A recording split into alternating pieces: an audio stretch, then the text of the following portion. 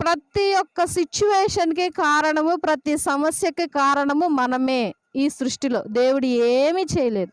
దేవుడు చేసిందంతా మనల్ని చేశాడు. అదే పెద్ద తప్పు దేవుడికిప్పుడు. దేవుడు చాలా హ్యాపీగా ఉన్నాడు. దేవుని పద్దాక స్తుతించాలా, ఆరాధించాలా. దేవుడు అక్కడ అడిగాడు, నన్ను 24 గంటలు స్తుతించు, 24 గంటలు ఆరాధించు అని దేవుడు అడుగుతున్నాడా? స్తుతించడం అంటే ఏంటి? ఆరాధించడం అంటే ఏంటి మెయిన్‌గా?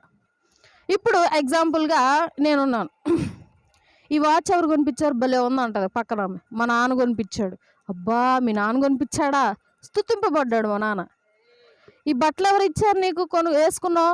నా భర్త కొనిపించాడు. నీ భర్త కొనిపించాడా? భలే ఉన్నాయే. స్తుతింపబడ్డాడు. స్తుతి అంటే ఇది. కూర్చోబెట్టి 24 గంటలు స్తుతి స్తుతి స్తుతి స్తుతి అంటే అది స్తుతి కాదు. మరంతే, స్తుతింపబడువాడు దేవుడవుతాడు. మరి స్తుతింపబడుతున్నాడుగా తండ్రి కూడా దేవుడే. అంటే ఆ లెక్కలో వేరే లెక్కలో.